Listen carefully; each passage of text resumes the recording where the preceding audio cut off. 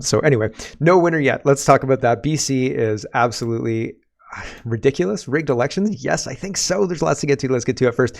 No winner yet, and no winner for the next 7 days. Western Standard says BC election results inconclusive with over 99% of the votes counted. Huh. Weird. That's weird, right? Like you wouldn't expect that. Here's Natasha, and she says, how is this election even close? EB's drug policies have fueled 15,000 overdose deaths, tent cities, and violent crime. His party opposed the Freedom Convoy and was pro-mandates. He panders to pro-Hamas factions, yet he still won a seat? What the heck is going on in BC? The elections are rigged. Okay, like, listen, the elections are rigged. That's what's going on across the West. Kamala Harris is an airhead. Kamala Harris belongs nowhere near a presidential position, nowhere near a governorship, nowhere near power whatsoever. Our elections are rigged. Justin Trudeau is an empty suit. He's a puppet. That's it. Our elections are rigged. And people say that I'm incorrect about that. I don't see any evidence that our elections are above board. Not one shred of evidence. If you can point me to a bit of evidence that our elections are above board, please point me out to that bit of evidence. People say, oh, it's hand counted. No, they're not. No, they're not. Anyway, there are all sorts of things going on with this. At the time when she was sharing this, elected 38 NDP and 33 Conservative and 1 Green. And it's ended up that 46 are soft NDP, 45 are soft Conservative, and 2 are soft Green. But apparently there's 19 ridings that can flip because they're so close. So here is Rustad, and he's talking about we've not finished this fight. Like things are just being counted, I guess. Here we go. And the beauty of this is a grassroots movement. This is just people, the salt of the earth, the hardworking, everyday people in this province that have stepped up to the plate and said, yes, we can do things different. We can envision a province that can bring hope and prosperity for people across the province. That is what we've been trying to do as a party. That's what we have brought forward. And that, quite frankly, is why we're seeing us still neck and neck with the NDP. And we have not given up this fight yet. We are going to keep pushing hard. We have not given up this fight yet. So there you go. Rustad is not conceding, and we'll see what happens, I guess. BC Perspectives is responding to this. Brittany says, just posted 20 minutes ago, and we'll get to that in just a minute. But basically, they're saying we're going to have to wait till October 26th to 28th to have an election result.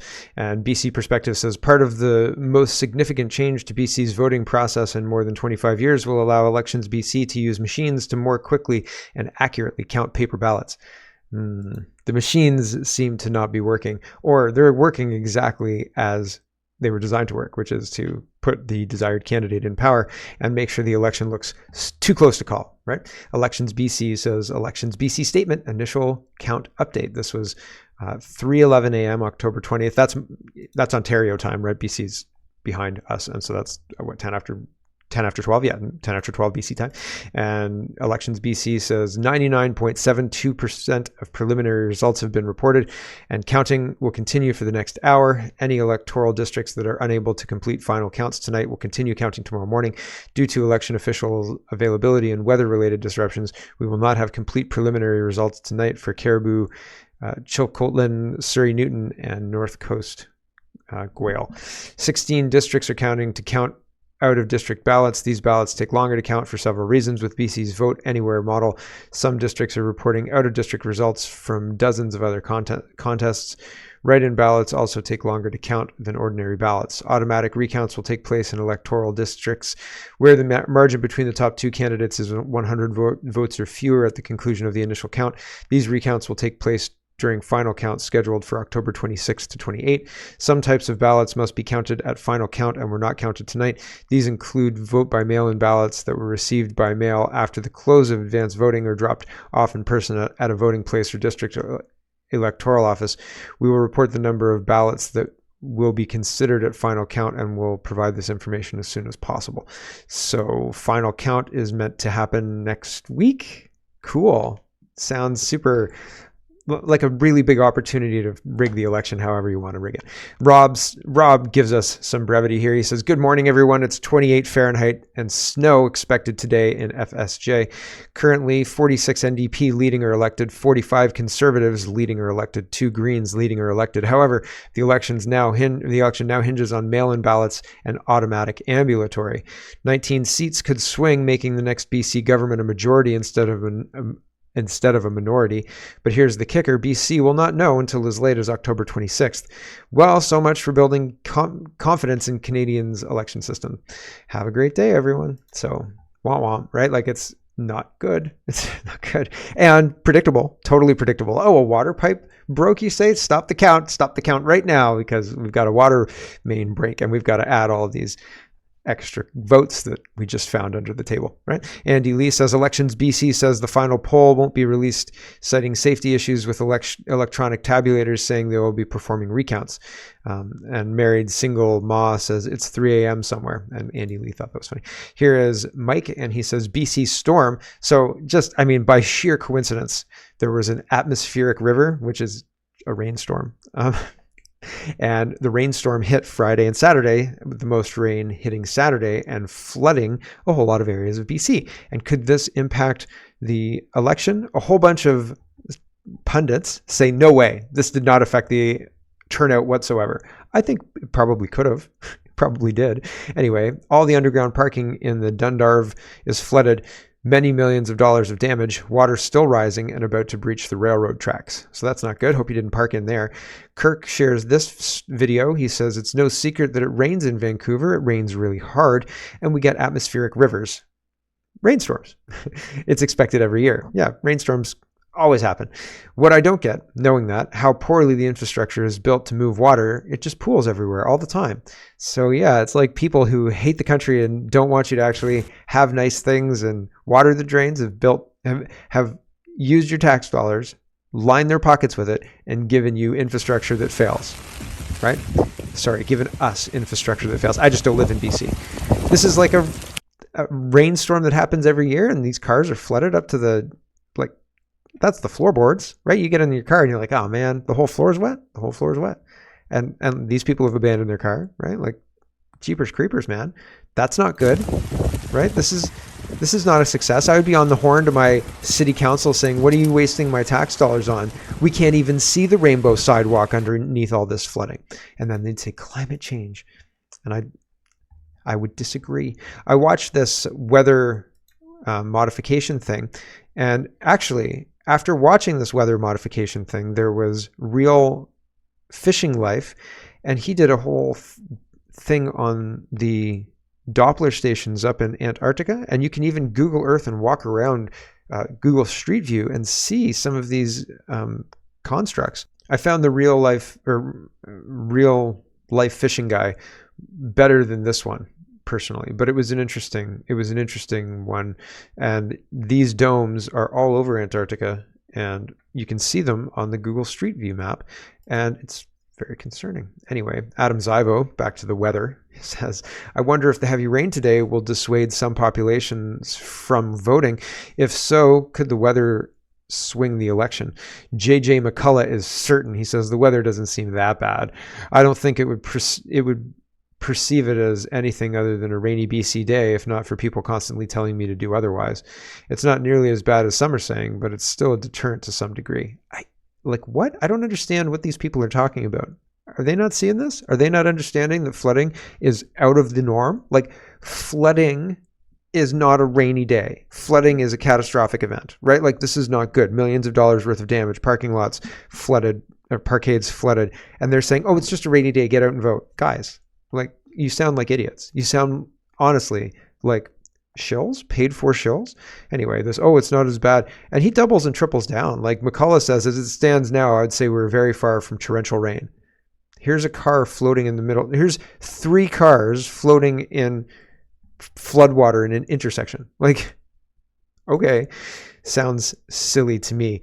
And Adam Zivo had an article that was posted in Vancouver is awesome that says, will a rainfall warning stop people from voting in Metro Vancouver? And it talks about this, but then it turns to talking about measuring the impact of rainfall on voting behavior in Denmark, because Denmark is the ideal country to study the effects on rain on elections. But it's not Canada. And so like Denmark and Vancouver are different, and they have different people. And so like while it may inform you a little bit, may say these are the things to look for, you have to actually like be interested enough to look at your own people, right? And there's the obvious, are they using weather machines? Of course, right? Maybe. Nikki says, Dave Eby enters the BC NDP party. The only time we can say NDP party to a huge welcome. We know there was a clear majority for progressive values, and we aren't done yet. He says, I'm not going to listen to Dave Eby because I just don't want to listen to communists right now. Here is Harrison. He says, this video perfectly summarizes the current state of British Columbia under the NDP. So there's some guys saying, it's the last chance to vote. And then there's this person, I guess it's a street person going to the bathroom just off in the distance there. So it's weird. It's a weird thing. How did this happen to Canada?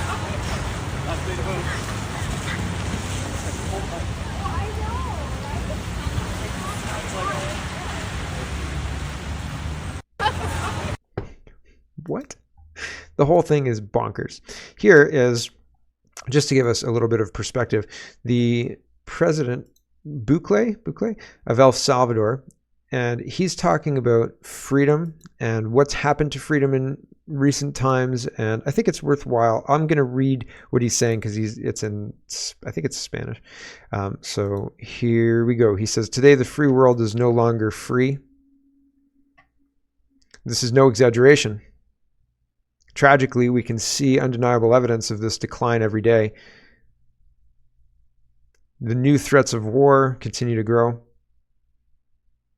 When the free world became free, it was thanks to its principles of freedom of expression, equality under the law, unity, and respect for private property. But once a nation abandons the principles that make it free, it's only a matter of time before it loses its freedom completely. The consequences are playing out before our eyes. We can see them. In some cities in the so-called first world, stores need to lock their wares behind glass doors to prevent theft. It's not limited to expensive items. Simpler things like a chocolate bar or razors are locked away. In other cities, the streets no longer belong to the people. They have fallen prey to homelessness, gangs, organized crime, and drugs. You can't claim the title of the free world if your people are not even free to walk the streets without fear of being harassed, robbed, or killed. We are also witnessing how freedom of expression is eroding in real time. Just 1 decade ago, the West was a bastion of freedom of expression, and now it is lectured by the people it once denounced. The largest social media platforms in the world have been forced to censor their users at the behest of the governments. Citizens from Western countries have been arrested for sharing posts on social media. The ruling parties have attempted to prohibit their political opposition. These are not wild accusations or conspiracy theories. They are verifiable and well-documented facts. You can't earn the respect of the people if you don't respect the people. It's true. And we're in a situation where there are people who claim that they're fighting for the everyman, the worker, the common person, right? But their version of the common man, the worker, is a communist comrade. And they're fighting for the good communist, right?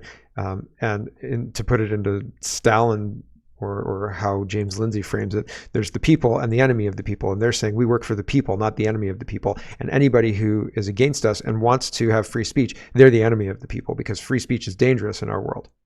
And that's how things get muddy, right? And so free speech is necessary in order to have a rigorous view of any idea, right? If your idea is the only idea allowed, then it's not put up against other ideas. There's no competition.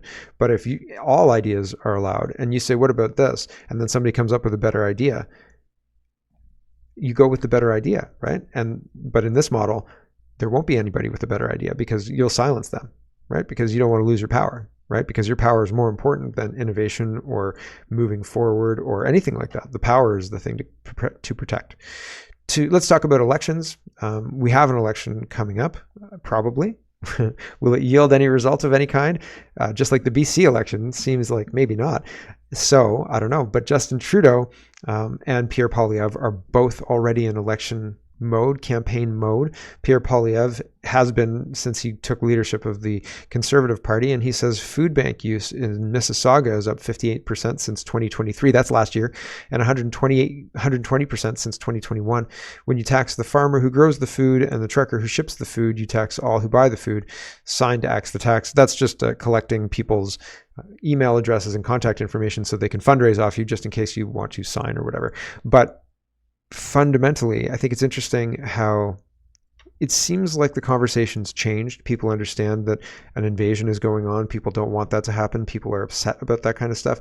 And instead of dealing with that, Poilievre is leaning back on things that have worked before. And this is kind of a tried and true tactic of the Conservatives. It's the same kind of stump speech we've seen for the last 6 months. My concern or my frustration is that the conversation has changed, and he's still using the old material. So it's getting a little old, in my opinion. So you don't want to peak too early, right? Karina Gould is talking about, well, she's doing campaign stuff too. She says, 9 years ago, I was given the most incredible opportunity to serve our community. Together, we've made some incredible progress. So she's doing a 2-minute walk and talk, talking about the Liberals' successes, and then she's got all sorts of newspaper articles that flash up, and then she goes on the attack against Poilievre as well. Again, newspaper articles that flash up. Except the thing is, all of the stuff that she's talking about is through a liberal reimagining of what's actually been done and the results of that thing, right? Like what's actually been done, the actual result is terrible for most people. Most people are worse off. Most people can't afford their rent. Most people can't afford their housing. Like here's an example. I was going to hold off on the rent for a little while, but I'm just going to show you now because we might as well, because it kind of all falls in line with all of this. So the screen. Okay. So they're talking about, making life more affordable. That is absolute nonsense. Everything is more expensive now because of the carbon tax. The carbon tax is inflationary. If you tax the input, if it costs the farmer $100 in gasoline to plow their field and harvest their field, and now it costs them $200, well, that's 100% increase. And it's more than that. And like, we're talking thousands of dollars, not hundreds of dollars, and then add drying the grain as well, right? So like, there's all sorts of costs that taxing the input adds to food, inflationary. And then the truckers, so another business, because the truckers move things, right? So the farm has their cost increase at least 100%. That's just on the harvest, okay? The trucker, let's say the truckers, it costs them $100 to move the food from A to B, right? Now it costs them $200. It's not quite 100%, and now it costs them $160 to move it, right? So that cost gets passed down to the grocery store or wherever the customer is at the delivery end. And then the grocery store passes that on to you and me. Right? And so all of it is inflationary. Rent too. Here's from 1990 in Guelph, the median rent or the average rent was $553. And I think this is for a 1-bedroom apartment. Okay. Like a 1-bedroom domicile. It's not 2-bedroom because a 2-bedroom was definitely more expensive than that. So 1990 was $553. Okay. So that's, like cheap by today's standards. But in 1990, people were making less money. The minimum wage was less than $6 an hour, I think, because it was $6 an hour when I was working in 95, and that was hard won. And then it went to $6.85, but only if you were 18. If you were under 18, you got the child's minimum wage, which stayed at $6.40 an hour or something like that. I remember I got $6.05 because I was a kid or something, and other people got more. And I was like, you guys get more than I get? Because what? Because I'm a child? And like, yeah, it was like, I thought it was funny, but also I was insulted. So regardless, people made less money then, but the money bought more. There's more buying power on it. Anyway, let's move forward to 1995, where rent was $645. 1997, where rent is $665.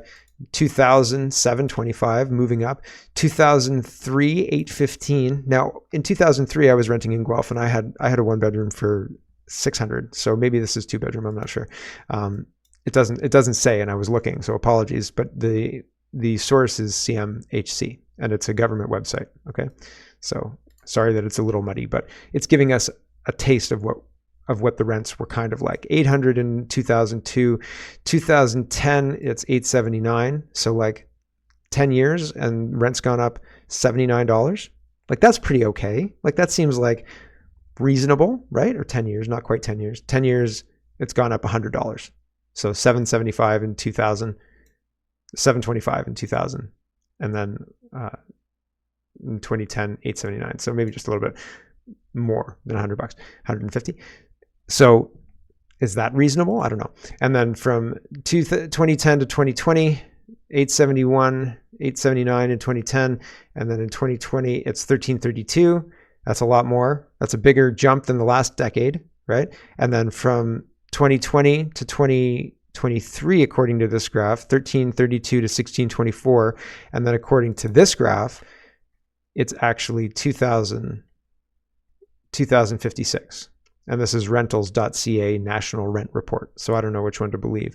But according to that, 2056 is the rental price. Yipes, right? Like that's pretty incredible. That's a pretty incredible increase. And I don't think these liberals have anything to celebrate. And yet they're trying to shove it down our throats, pretending that there's lots to celebrate and make sure that people know that, you know, they did this. Yeah, they did this. They made this worse, and they made life completely unaffordable with their immigration and their carbon taxes and their bad policies. Here is Laura Loomer, and she says, no one was asked, do you want people with a completely different culture to immigrate here and to create their own cultural enclaves? I don't remember that being a question at all. I don't remember, like, I've been pretty politically involved for 20 years, right? Since 2000s, early 2000s. And I don't remember that being a question. It was always implied that everybody was, you know, like the end of the Grinch, where kumbaya, we all hold hands and we sing a song. But the reality of that is not how it all plays out. Sure isn't. Here is, I think this is Lauren Southern. Here you go. No one in Sweden or Canada or Australia, for that matter, was asked, do you want people with a completely different culture to immigrate here and create their own cultural enclaves? No one was asked. We believe in the right to sovereignty for every nation and every people in the world. And we respect that. No one is ever telling the Japanese, destroy your culture. You must bring in tons of Koreans. You must bring in tons of Africans. No one in Sweden or Canada or Australia. They are trying to tell Japan they have to bring in migrants, and they're trying to change the government so that the government will do that. The government did that, and then the people started having protests. And there are people who are much closer to Japan than I am. Like, I don't have any kind of ties there or anything like that. I just occasionally just stumble upon news about Japan, and I find it interesting.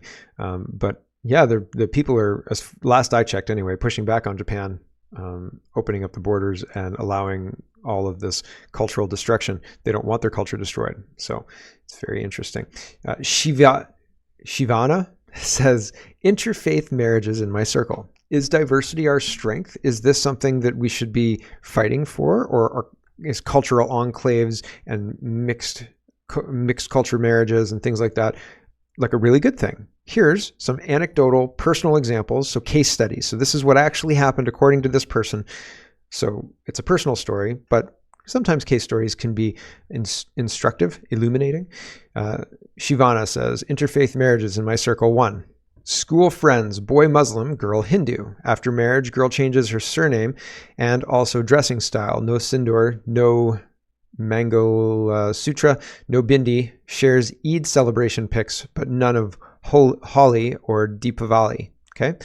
Ex-colleague, boy Muslim, girl Hindu. After marriage, girl changes both her first and last name, converts to Islam full-time. 3 ex-colleague, boy Hindu, girl Muslim. Girl pressures Hindu boyfriend to convert, as otherwise marriage will not be accepted in her community. Boy is willing to give it in writing that she can continue to follow her religion post-marriage, but he won't convert. Result, break up. Ex-colleague 4, boy Hindu, girl Muslim. After initial opposition, both family agrees for marriage, but girl side got one condition, that the couple's kids will only follow Islam. Boy side said, why not both religions? And later, kids can decide which one to follow. Girl side doesn't agree. Result, break up. Ex-colleague 5, boy Hindu, girl Muslim. They married against the wishes of their respected families. Boy didn't convert, but in their home, only Islam festivals are celebrated. They have 2 kids. Girl family continues to give life threats, forcing for conversion, so they relocated to Canada. So they moved from presumably the Middle East to Canada so that they could continue their interfaith relationship with their children. So, like, are those successful stories, right? Sure, they're anecdotal, personal stories, but it seems, again, illuminating, instructive. Gov.exe says, over the last 2 years, let's do our grab bag of governance, because that's always fun. Usually this seems fast to me this morning. I looked over and I saw 26 minutes already, and I thought for sure it would be 12 minutes. Anyway, regardless. Grab bag of governance, my favorite set of tabs. Over the last 2 years, Justin Trudeau's position on foreign interference went from "it's not happening" to "it may be happening, let's investigate ourselves" to "it's happening, but I was never briefed." I was briefed, I just didn't read the CSIS report. I read it, and it's the Conservatives. Yep, nailed it. That's exactly what happened, according to Justin Trudeau. Here's some investigative reporting from the CBC talking about how truck driver testing centers are passing certain groups of people. They have insiders. There are all sorts of shenanigans going on. And this woman, and her name is Asha Tomlinson, she's an investigative reporter. And I mean, not that I've never heard of her before, but I've never heard of her before. I'm sure that I probably should have, or something like that. But here she is doing actual investigative journalism on behalf of the CBC. So I know how strange this must be, but let's listen. We want to discuss the corruption we've uncovered. We have an internal memo that's from the company that runs Ontario's drive test centers. It admits that there are driving examiners who have taken bribes for road test passes. What's your government going to do about it?